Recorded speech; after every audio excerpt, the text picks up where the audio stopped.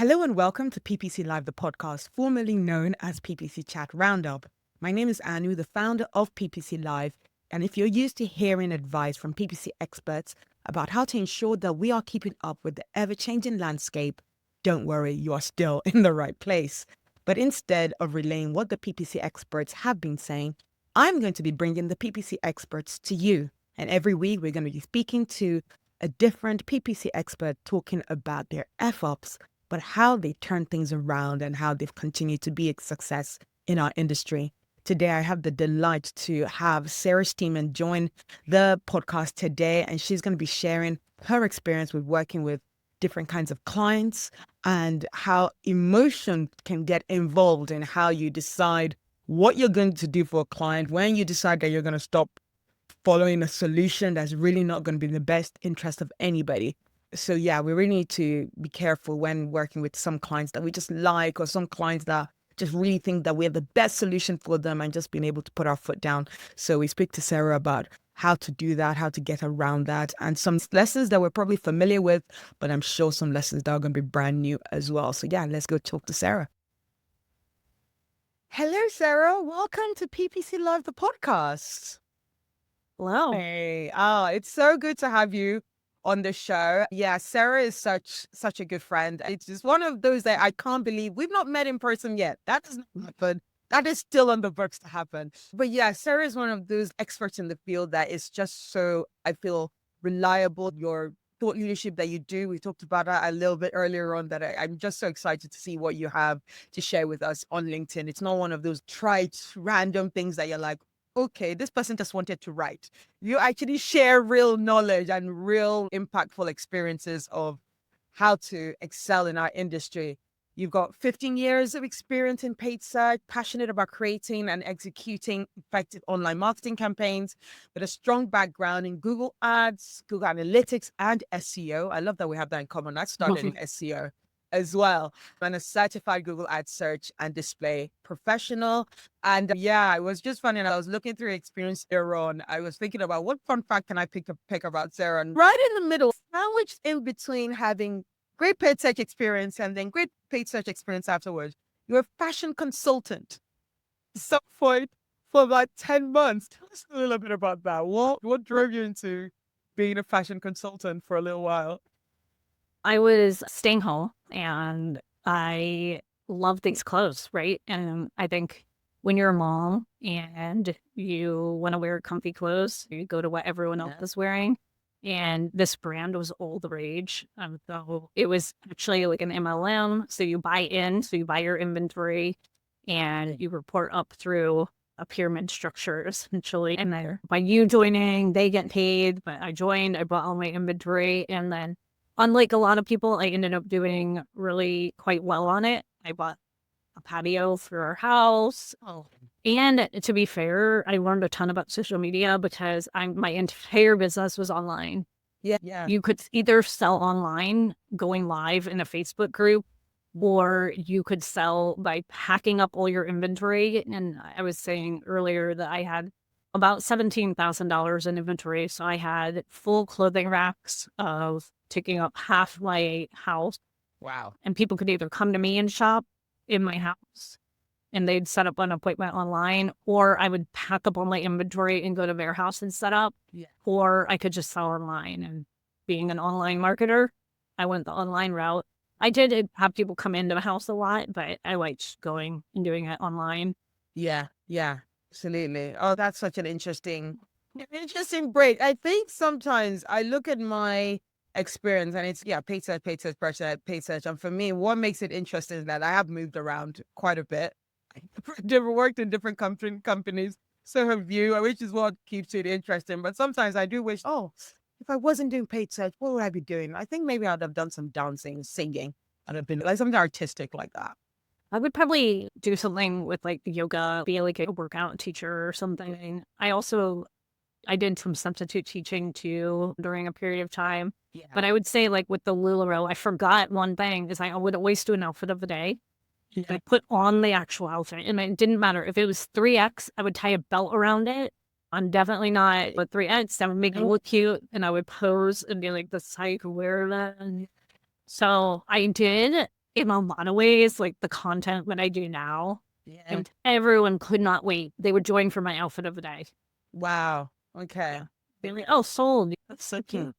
That's so interesting. Like very transferable skills. That's the thing, the beauty about doing digital marketing is like, you never know where you can. Going up online, putting my face on camera and being like, do you want this shirt? It's gorgeous. Yeah. And you also put your face on camera still with our lovely friend Amit Cabra. You guys do how often you got a YouTube channel? What's it called? Tell us a little bit about that one as well. Yeah, and so we started PPC Gals, and the goal, I will say, was to like publish every single week. Totally my fault. We do not publish every week because I am like my hands are so tied with the kids over the summer. It's so Amit, if you're listening, I'm sorry. I'm a terrible business partner, but she hasn't yelled at me yet. No, Amit's got a big heart. She definitely understands, and now I'll definitely send this episode to her. So when she's gonna watch your apologies. Be like, you have time for Anu, you have time for me. Oh, bless. That would be lovely. So anyway, let's not delay our listeners any much longer. We know what this episode is about. We are talking about PPC F-Ups that we've all experienced, loads of us that have experienced. I think it's only one person that's gone, no, I know I don't want to talk about mine just yet because she's very early in her career, which I totally understand. This is a very vulnerable kind of thing to do. So I really appreciate you, Sarah, for coming on our podcast to share some of your experiences. We never leave on a defeated note. This is talking about the F-Ups, but also how it turned around, what it has taught you that makes you a great marketer today. So let's get into it. Sarah, what is the F-Up you'd like to share with us today? Actually, it was funny. I thought about another one while we were chatting, but maybe we can get to that one. But I would say just taking on a client and like taking all your time in the client's time to like really build out an account, right? This is usually a client that's coming to you wanting to try paid search for this business they built from the ground up. And in your heart of hearts, from all your experience, you know that this isn't going to work, but you continue anyway. I think that's a mistake. It's a mistake to take on as a specialist with a reputation to uphold. I also think it's a mistake if you're working as an employee or a contractor for an agency. And I also think it's a mistake on the business owner too, but it's usually tied in like the emotional investment that everyone's put forth. Yeah, absolutely. So let's take one of those cases that you've experienced. Like how much, let's say, investment financially specifically, would you say was lost in one of those experiences of where you invested too much and then you ended up realizing that had gone wrong?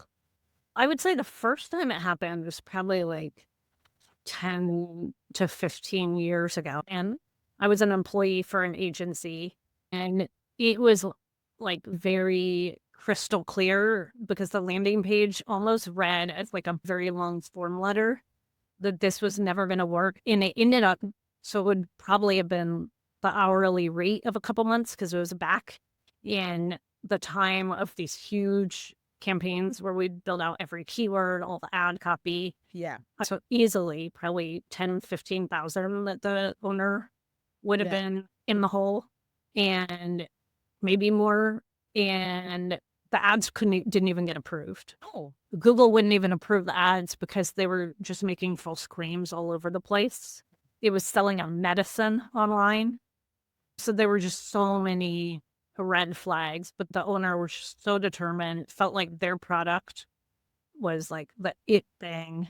Didn't actually even have the emotional wherewithal to recognize that the claims that were being made were very outlandish and false. Yeah. In fact, the owner had gone and I'm going to say found like pseudo celebrities to verify, but not like a celebrity. Like this wasn't even like somebody where I would recognize. Yeah. Yeah. So maybe like an internet celebrity, like maybe lower, maybe like somebody that was an astronaut.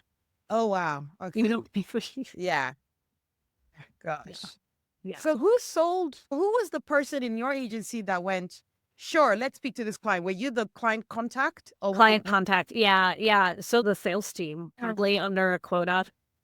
At this time, it was an agency that was so well known that I think people were asking to work for the agency. So I think it went two ways. So you had a salesperson that maybe was ambitious, combined with a client essentially begging the agency to take on their business because they felt like this was going to be the best of the best. As in, they were desperate for the agency to take on their business. Correct. Because they were like, you guys have amazing skills. We've heard. Exactly. And then the agency as well, your agency were also like, they couldn't say no to the clients because the client just was like, oh God. Yeah, and I think you and I remember, I don't know if you do, there were times when, I'm going to call it like there was a bit of a Salem factor in the PPC world with the people that had access to the information, people that, especially 10, 15 years ago. Yeah, like, absolutely. There were certain agencies that produced enough content at a time when content and the information wasn't accessible to anyone on every corner. Yeah. They had the ear of Google and they were putting enough out that clients did chase them. There were waiting lists. Yeah. This was also the time of 25% retainers. Yeah. Yeah, absolutely. Yeah. The we want to talk about integrity in our industry. It used to be really bad. It's not completely gone. No, it used to be really bad. Oh, that is such a shame. It's someone like there's a client service person who has gone, hey, we've got this account. Yeah. Did you see it? And straight away you knew. Oh, yeah. Because you can see, if we take even something like the claims, which never got approved through Google, one, we recognize that. But if you even table that and put that aside, that landing page experience was arguably really terrible as well. Yeah. And you think about like the bar for a human being to purchase a medicine online, right? Yeah. A medicine for something like, let's just hypothetically say like pain so I think knowing that like pretty rational human beings aren't going to purchase medicine online, even if it was a perfect zero landing page. And you add into it the fact that the landing page was just really cumbersome. And then you add to it the false claims, which was the final straw. Yeah. And the client just understanding that this wasn't going to work. Because by the time you get on the phone, and this was back again, when you could pick up the phone and call Google, and you call the rep and you talk it through, and they were like, we can't approve this. Yeah. This way. So you tried. So you looked at this account. Yeah. Even though you were like, you knew it wouldn't work, you thought you'd try. Why? Of course. Because you would be surprised what could get approved. So especially in Bing. So I did have enough experience because we also ran supplements in general that we had like human growth hormone that was working in Bing. There was also, I can't believe I'm saying this, but if you called a rep at Google and you kept calling, sometimes you'd get a different rep that would let you through and you could get something approved if you got the right person on the phone. And so it was back in the day when you could make things happen. You really could try. Oh, wow. Okay. So it was worth our effort. Yes. So you were like, it was going to be worth the effort. And then how long did it take for you to be like, actually, no, let's stop it? Like, how long did you guys go on with this for? How long did you keep the client? Probably 2 to 3 months. Okay. Through a full build out. The account was built out in Google, ready to launch, just disapproved.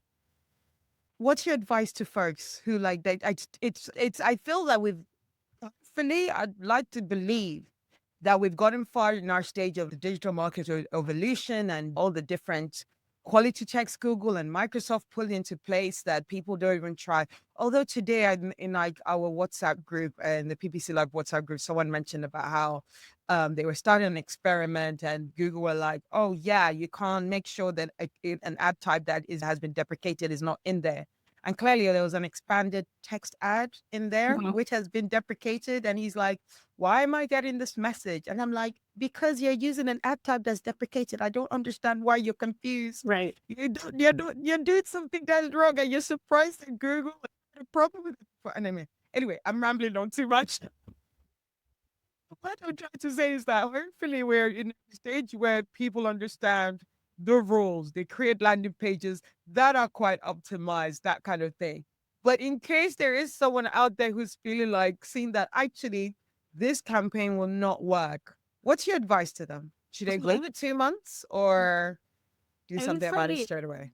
just really like document those conversations. I think that's really important, is to document that. I think oftentimes as the specialist and the person doing the levers, like the person who is making the ultimate decision whether or not to keep the client is usually an agency owner or somebody, a manager. And so it's just really document, like, I had this conversation. I said this wouldn't work. Here's my business case as to why I don't feel like it's going to work. And then just say, I'm open to trying this. This is what I'm going to try. Yeah. But you have to know that I do not think that this will work. And I think that those are very important conversations. Yeah. And I would say that documentation, because again, and this happened, I guess, a year or two ago, where I knew it wasn't going to work. And again, it was same case. You had an owner that was so absolutely sold on the fact that it was, and was like not thinking clearly. Yeah. When I said, because they had it work in a similar fashion in a different city, but the business model was different. So in that case, they were asking people to set up appointments versus the new model that they had without just closing. They were asking someone to purchase a product. And so that the purchase the product versus the appointment, that's a fundamentally different conversion path. Yeah. And so they were convinced, since the end result was the same thing, the product purchase versus the make an appointment. Yeah. They were convinced it should work in the product situation. All right. But it didn't. It did not work at all. It would, and also the solution, the product was in the couple $100 range versus the appointment might be like $20 or $30. Yeah. And so you had another factor is a price change. You had so many moving pieces. Yeah. And so to explain, like, this is why it won't work. And then furthermore, like when I Googled this business model, there were like articles written in like the USA Today why this business model had been tried and never worked. Yeah. Yeah. And it had so many layers, and so many layers. Like in the end, it wasn't like the product wasn't accurate. There were just so many layers that there was documentation. Yeah. But you couldn't take that person, but here's a USA article that you had to just allow them to see that data. So I would say that's another thing. Don't be afraid to open up the account. Because in this case, we were able to get the account running. Great. Okay. And open it up. And I could review the search terms. Could be like, these are the exact search terms your audience is typing in. Like, this matches. This is your exact client, but they're not converting. Yeah. Yeah. Yeah. And so I would say document and use data. In the first case, we didn't have the data because we couldn't even get it approved. In this case, we were able to get it approved. We had the data. It was the business model. Yeah, absolutely. Because I'm really passionate and really care about paid search advertisers right now, understanding what their place is in terms of communicating certain things to clients or not communicating certain things to clients, or where they know that, okay, don't know my bit. Because I think some people can feel like it's not necessarily their space, or they've got a bit of an imposter syndrome in terms of being the one that speaks up, whether it's to their manager or to their client. What kind of confidence boost can you give someone right now in terms of when they face this situation and they feel like, oh, it might not be their place, or oh, I might get fired for something like this? Why is it important to be the one that says that I am confident that this is a mistake, and how does that benefit that person's career? I would say it's like the old adage of like, I wish I knew the quote, but it's like, to love something, you have to realize it could be lost. I would say just, you have to be able to exercise your authority. It doesn't matter your age. Somebody posted something the other day, like in a totally different vertical, an influencer who runs a YouTube channel about productivity and living a good life. And she posted something the other day and it really resonated with me. And she was like, talking about how when she was younger, she always wanted to have authority when she spoke, and she never really felt like she had that authority. And then as she got older, she felt like people respected her authority more. And I hate to say it, but like, I do feel like ageism was definitely a thing. Like, definitely, it is hard to listen to a 20-year-old or a 30-year-old versus somebody like me that's got the grays. Like, I've been there. I have the battle scars to show that I've been there. And so I think I would say practice while you're young.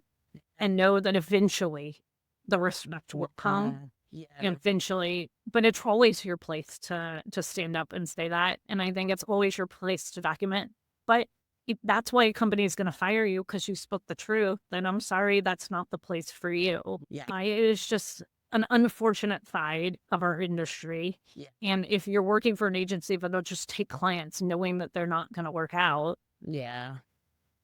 Be That's careful. dangerous. And you don't necessarily want to work for that kind of agency anyway. And yeah, I've had that with previous guests who has gone the whole, yep, yeah, we made a mistake and then we fixed it. And then all of a sudden they're like, oh, we want to leave because we didn't like that you did this, blah, blah, blah. And then even because they had still access to that account, the next agency that worked on that account flopped. Just the performance was going worse and worse. So it's never the be all end all. Because you speak up and decide that, look, this is the right thing to do, and then them leaving doesn't mean that you've done a bad job. Correct. Yeah, I think that's exactly. And it kind of, so like we had been talking about, what advice would you have? So I would say I actually have, because I had thought about this after you talked about this, like I actually have a real mess up that I made. And I still to this day don't know, was it a real mess up? Or maybe I'm just in denial or have PTSD. But I was working in a very large account and the store visits. So I believe we were tracking, and if I recall, I can't even recall like the full picture. But like, I believe we were tracking for store visits. But if you look in the store visits column versus the conversion store visits, there's some type of nuances there. And whatever it was, I think I had removed one of the store visits conversions. So we weren't like fully optimizing for that. And we were supposed to be. And I got screamed at and yelled at.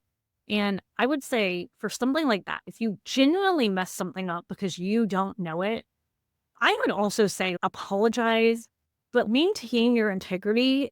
And also not only that, but maintain not only your integrity, but your knowledge base. Not everyone in this industry at this point in time knows every single type. Like I know like Brooke runs app accounts. Like I wouldn't know all the nuances between running like a download apps account and how to make sure my conversions line up.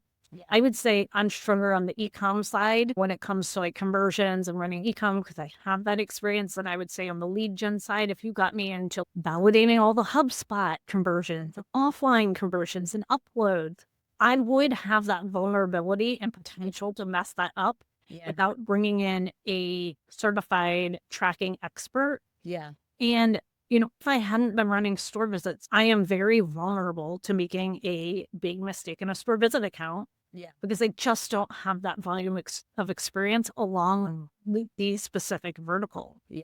And so I would say if you make a mistake because of that, own it.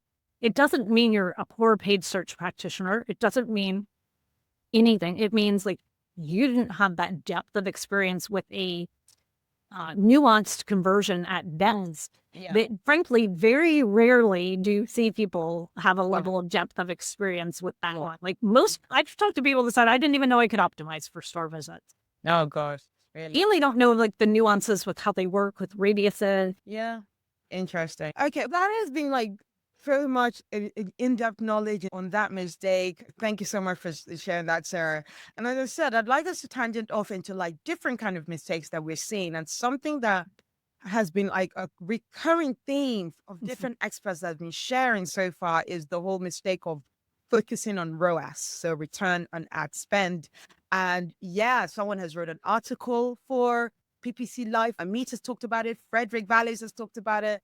Several others have talked about it. And it's actually surprising, like, what is with this or what everybody really talking about it right now? Is there something that we're seeing at the moment that people are just really focusing on? What is that whole being wary about focusing or you're putting all your eggs in the ROAS basket? What's that big mistake going on? And what's your advice to people about it? What's funny is I didn't actually know other people were talking about it. I actually considered that to be like a lazy post because it's something that people have been doing for forever in my mind. But really what it comes down to, and I think this started when we were like, we're performance marketers. We get the performance at all costs. And I'm like, you're shortchanging yourself. If I wanted a 15 ROAS, I could just buy all brand. Here's your ROAS. Let's be happy and clap our hands. But that's not helping the client grow. a non-brand campaign, I'm sorry to tell you, but it may be around a 1 or a 2 ROAS, depending on the industry. Yeah. And so you have to have, sorry for the people that hate brand, a brand campaign, a non-brand campaign, and sorry to say, but some YouTube, some discovery, maybe if you're not using display, some programmatic, you need to have a full marketing funnel. And so by chasing ROAS day after day and seeing that's the ultimate, you're shortchanging any type of growth that you could have. And it puts us in a real bind. And then as an industry, when you're saying, oh, I could get your ROAS to like a 6, a 7, how are you doing that? Yeah. That's not, and growth doesn't happen that fast. Like it's a slow process of building the feelings of a brand and the immeasurable things that aren't going to show ROAS. Yeah. And so it creates this like poor expectation in our industry. And then you have clients that like, I'll get a call from one. And I'm like, how often are you changing agencies? Every 7 months when they are not meeting the ROAS. This isn't a good expectation. And so, yeah, I think it hurts our industry. I think it hurts the brands that are chasing this. Yeah. And I think it hurts and reduces us as like practitioners, as true marketers. Yeah. And so what is, in terms of the metrics of that, what are the other metrics people should be looking at that would be more, or what alongside ROAS should people be looking alongside? So lots of different things, like on a YouTube, and you're going to have to spend enough to be able to do this, but like brand lift studies are available. They're getting more and more accessible. I'm sorry to say, but the spend level is pretty high on those. If you can't do a brand lift study, I think a lot of what they've been doing with brand and being able to take brand out of Performance Max and leave it as a pure brand, just look at, are the branded searches growing? So look at your account over time and see, are you getting a higher volume of branded searches? Yeah. And then that should be like a tertiary sign that you're growing, because more people are actually Googling your brand. Yeah. I hate to say it, but what does like overall site traffic look like? Sometimes, and again, when it's something as subtle as like just how people feel about a brand or unaided brand awareness and some of these like marketing concepts, sometimes they're not as set in stone as we think. You could look at things like view-through rates. Is your creative interesting enough that people are viewing X amount on your videos, like on your YouTube videos? So there's just little metrics that will indicate success of the creative. Like, at the end of the day, you can't tap into my brain and say, how does Sarah feel about the gap? Yeah. Yeah. But brains know that. So I would say like those types of things, look at something that shows some type of growth. Yeah. That's not that scale. I always compare it to working out. Like maybe my scale isn't budging, but maybe I'm sleeping better at night and I feel good. Yeah. Yeah. It's progress. And that's how brands work too. And I think what has been another thing that has come up with the different experts and the PPC Live events as well is even the concept of micro conversions. Like the different stages of like where it's not just about the ROAS, but like the journey and the behavior, and if it's something that's positive that previous people that has led good customer, good lead, and you know that those are the kind of different micro conversions that you want to make sure you're because that leads. Yeah, more people are signing up for your newsletter. More people are downloading your recipes. More people are interacting with your brand. Yeah, in a positive experience. Yeah, those are the pitch points. Fantastic. So now going on to another tangent of one of the favorite topics of the industry, AI. Yay, we have to do that. So what are the biggest mistakes you think that are being performed in terms of AI? And not just let's go beyond, because we know AI is being misused as the be all and end all in terms of solutions, and people just think that it will do everything for you and it should be your assistance. But going into a little bit more deep diving into maybe like specific examples of particular tactic that people use that they feel like that's the AI way, and so they just broad stroke use it. What's like a mistake that you've seen that annoys you?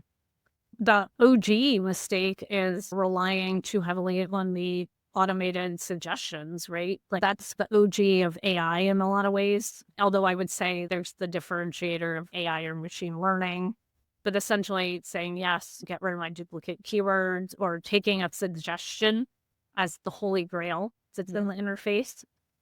Those are essentially AI powered suggestions. And then I would also say we all talk about using AI to rate your ad copy, just blanket taking those suggestions. Yeah. That's tough because it's just so boring. Yeah. It's so boring. But you can use it, like I would say, to categorize. Like Yeah. a fantastic way is if you take all your keywords and have it thematically grouped them. Especially if you take over an account and there's 50 keywords in one ad group, I'll dump them all into AI and say, can you thematically group these? Give these. Nice. Yeah, there's different things. For sure. In any way, in terms of like my writing that I do for Search Engine Land, I'll have the news in my head, or I'll have the news piece on a document, knowing it, all the information is there, but I just don't like the order that it's in. Correct. Don't pick from anywhere else. This is my whole document. Pick from this news, and all the details are in this one document. Yes. Now make it sound like Yes. XYZ kind of Yeah. thing. And it does that great because, Yeah. you're the source and you're just getting to organize it. But when you start making AI your source, I think that Correct. can be dangerous. Yeah. That's always, a little bit of a thing to be wary of. So we've come quite to the stage where I'm like, actually, let's touch a little bit on this before we close out, because what I think I actually like talking to my guests about is the importance of speaking about mistakes. And why that's important. We get a lot of people on our LinkedIn algorithm going, I won this client, I made this X amount of sales, I did this, we did that. It's all success stories and all the good things that you're doing for clients. And I get why you do that. That you show your good work, other clients, prospective clients think, oh yeah, I want to work with that person. But why is it also important to actually, for our industry, talk about where F-ups have been made, and especially even like advice from managers where juniors feel scared that they need to just do things well all the time? What would you advise managers to encourage the people that work with them to be like not scared to speak about their mistakes to them, to be able to approach them with their mistakes? Yeah, I would say it's like you have to create that safe space to allow people to experiment. We all grew up in this industry together, and so we've made the mistakes. You haven't lived unless you've reorged an account and the reorg makes performance tank and you had no idea why it was working before. So I think it's like keeping maybe that appreciation for your roots and not setting other people up to be perfect. Yeah. Would be like, that would be my advice for like managers, is keeping that open door. And then as far as being like brave enough to communicate, it's like the old, you had made the comment like my hooks are good, but it's, I used to do this until XYZ. Like you have to show people transformation. Yeah. And if you're more experienced and you're wanting to grow up in your career, like you have to be able to get somebody through a transformation. Yeah. So I used to focus on impression share until I realized that's a fake net. Definitely. Until I realized I could just go and pull back on my match types and not be as aggressive enough for the client, and then I could get them their high impression share. So I think that whole, like, I used to think, and transformation shows people the depth of your knowledge. Yeah. More than I got blah, blah, blah, ROAS. How'd you get there? I love that point. Like literally showing your transformation actually helps to show the depth of your knowledge and the depth of your growth, what you actually learned, what is the new thing that you're bringing, and how your transformation has happened. That people should pay attention to. You literally, if you don't have depth of growth, what's the point? What's anyone really hiring than someone who can go to do a Google exam and just be like, oh yeah, I'm going to show you what I learned from the Google exam. We actually want depth of understanding and depth of like why different things need to be done a certain way. That comes from the mistakes. That all comes from the mistakes. Yeah. This came from my husband. It was like this is why someone is paid a couple $100,000. And they're like, I'm not paying you because of what you're doing right this minute or some certain skill. I'm paying you because you've been through the storm. Yeah. Survived when shit hits the fan. Like, this is how, that is experience. Amazing. That is experience. On that note, there's no better way to leave that conversation. Thank you so much for that, Sarah. But before we leave, I'm just going to ask one non-PPC question, a nice fun question that all my guests love. If your PPC career were a movie, what would you? I was thinking about this. I was like, okay, no. Risky business? That's not easy. Giving on risks. Why? Because of, you feel your career is all about taking on risks. Yeah, I mean, all the time. I went out on my own multiple times. I think when you hire me as a consultant, I'm absorbing that risk of managing your money in an account. Like, you're taking on that for the client and being compensated accordingly, hopefully. Yeah. Everything is risky business. Amazing. Thank you so much for that, Sarah. It's been really great to have you on the podcast today. For people who want to follow your great hooks, your great posts online, where can people find you? LinkedIn. LinkedIn is my primary platform. And then you can also visit YouTube as well, PPC Gals. Amazing. We'll share the link in the show notes. So please, go check that out. That'll be fantastic. Yeah. Awesome. Yeah. Amazing, Sarah. Thank you so much. Thanks. Thank you so much, Sarah, for sharing that fantastic and very honest story about working with different kinds of clients and how it can be difficult, but also talking about the mistakes, about looking at ROAS and how we focus on one single metric. Definitely so many different micro conversions are important when we're coming to performance. For any more information about that, for lots more information about that, go to podcast.ppc.live for the transcript, for the show notes, for all the details, and to find the link to where you can hear from Sarah and Amit, two fantastic guests of this podcast. Yeah, for PPC Live events, yes, we're coming up to in less than a couple of weeks, probably by the time that you're listening to this, we're going to be having the next PPC Live event, our 3rd year anniversary. It's going to be fantastic. It's going to be on the 31st July. And not just that, we've got a passing through the UK's Colin Slattery, who is the founder of Tycoon, and they recently did this fantastic report showing about how hidden terms can be negatively affecting your performance. So you know how you have in your search query report those keywords that you see about your clicks, impressions, and revenue, and then there's the other search term that shows clicks, impressions, and revenue, but you can't see which particular search terms are driving that performance.